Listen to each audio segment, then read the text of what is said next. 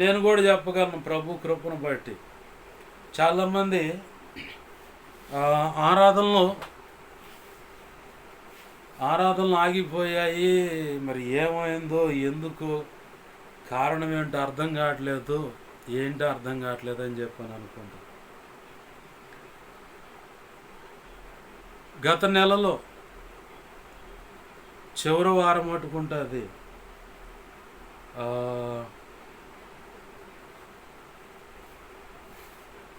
21వ తారీఖు ఏమో, ఆ తర్వాత వచ్చే ఆదివారం పట్టుకుంటా.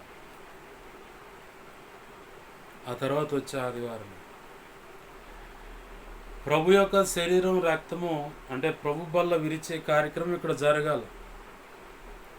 నేనుంటున్న ఇంట్లో వాస్తవంగా ఆదివారపు ఆరాధన ఆ క్రమం అనేది జరగాలి. అయితే ఆ రోజు ఆదివారం మా అమ్మ, చెల్లి, ఇక ఎవరెవరు వెళ్ళారో తెలియదు, ఆటోలో వెళుతూ మధ్యాహ్నం 1 గంట ఆ టైం, 1:30 ఆ టైంలో ఫోన్ చేశారు, మేము పలానా ఊరు వెళ్తున్నామని, వెళ్ళొద్దు, ఎనికి రమ్మా అన్న. ఎందుకంటే మా అమ్మగారు ఉంటేనే నేను ప్రభు యొక్క శరీరాన్ని అంటే ఆ రొట్టె విరుచు కార్యక్రమం చేయగలుగుతాను. ఇప్పుడు ఆమె లేదనుకో, నేనేం చేయడానికి లేదు, మౌనంగా చూస్తూ ఉంటాము. నేను 1-2 సార్లు మా చెల్లిని హెచ్చరించాను, మా అమ్మను కూడా హెచ్చరించాను. కానీ వాళ్ళు మాట వినకుండా వెళ్ళిపోయారు.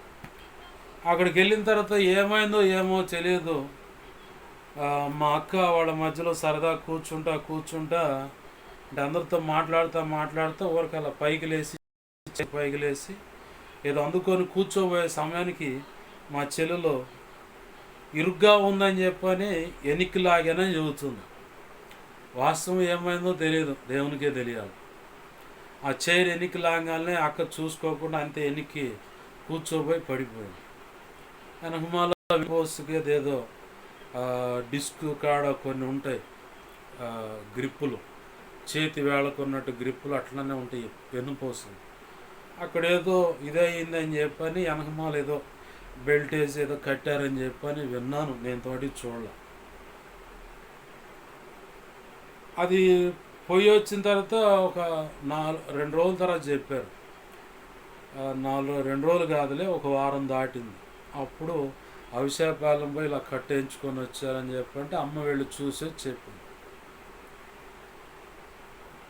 ఈ తంతు జరిగిన తర్వాత నేను ప్రభు దగ్గర దేవుని సన్నిధిలో కూర్చొని ఆలోచిస్తున్నాను ఆదివారం రోజే, ప్రభా మరేంటి పరిస్థితి, ఆదివారపు ఆరాధన అమ్ముంటేనే రొట్టె విరవగలుగుతాను, ఇంక తర్వాత ఎవరైనా వచ్చినా రాకపోయినా ముందు రొట్టె విరుచు కార్యక్రమం అనేది జరగాలి కదయ్యా, మరి ఇక్కడ జరిగింది ప్రభా, క్షమించు అని చెప్పని అడుగుతూ ఉంటే దేవుడు ఒకటే మాట చెప్పాడు, అమ్మ కానీ, చెల్లెలు కానీ, అక్క కానీ, వాళ్ళ పిల్లలు ఏదన్నా కానీ ఎవరెవరు ఉన్నారో నాకైతే తెలియదు, ప్రభు చెప్పిన మాట ఒకటే, వారు శపించబడ్డారు, నా చేత మొత్తపడతారు.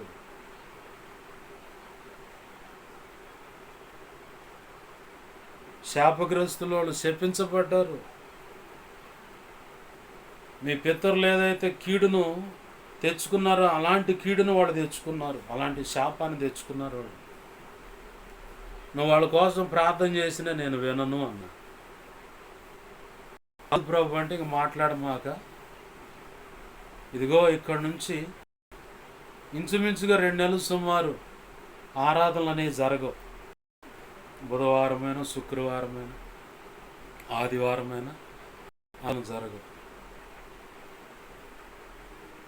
ఎప్పుడు జరుగుతాయి ప్రభు అంటే సెప్టెంబర్ మాసం చివరి ఆదివారం, అప్పుడు ప్రభు యొక్క శరీరము నా రొట్టె విరిచే కార్యక్రమం జరుగుతుంది. మరి అంతవరకు ప్రభు నువ్వు మౌనంగా ఉంటున్నావు, నేను చేయాలనుకుని చేస్తాను, నువ్వు మౌనంగా ఉండని చెప్పి. సరే నీ ఇష్టమయ్యా, నువ్వు చేయాలనుకున్నది ఏదో చెయ్యి. మరి నా వాళ్ళు శపించబడ్డారంటున్నా, మరి వాళ్ళ సంగతి ఏంటంటే వాళ్ళకు పడాల్సిన దరువు పడుద్ది, నా చేతిలో మొచ్చబడతారు, శపించబడి ఉన్నారు, జరగాల్సింది జరిగిన తర్వాత ఇంక నెక్స్ట్ అని చెప్పాను. సరే నీ ఇష్టం ప్రభు. మా వాళ్ళకు కూడా ఇప్పుడు అంత పడుతుల్లా. వీడు ఎందుకు ఆరాధన ఆపుతున్నాడు, ఎందుకు బుధవారం జరగట్లేదు, శుక్రవారం జరగట్లేదు, ఆదివారం ఆరాధన ఎందుకు జరగట్లేదు? దేవుడు నాకు చెప్పిన విషయం అది. 2 నెలల వరకు, ఇంచుమించుగా 2 నెలలు ఆరాధనలు ఆపేస్తున్నాను. సరే నీ ఇష్టం ప్రభు, ఎందుకంటే సంఘం నీది, నేను నిమిత్త మాత్రుడినే. కాదని నేను పోయి నిలబడ్డాగా నాకు వాక్యం అందదు, వాక్యం రాదు, వాక్యం నడిపింపు రాదు. నీ చిత్తమయ్యా అని చెప్పని దేవునికి అప్పచెప్పేసి చేయటానికి అవకాశం ఉంది. నేను నిలబడతాను, నేను చేస్తాను, వాక్య పరిజ్ఞానం నాకు ఉందని చెప్పానని నేను అనుకోవచ్చు. కానీ ప్రజలకు ఏ మాటలు కావాలో ఆ సంగతులు పరిశుద్ధాత్మదేవుడు అందించకపోతే నేను ఎదురుగా నిలబడ్డా కానీ ఎదురు పొంగుట అయిపోయింది అనమాట. పైకి గట్టిగా ఉన్న లోపలంతా డొల్లతనం, లోపలంతా హోల్ ఉంటుంది, ఏముండదు, గట్టితనం ఏముండదు. ఆ టైపుగా ఉంటాను నేను. ఇక అప్పుడు దేవుడు నాతో మాట్లాడుతున్నప్పుడు ఇది చేయకూడదు, ఇక ఆపేసి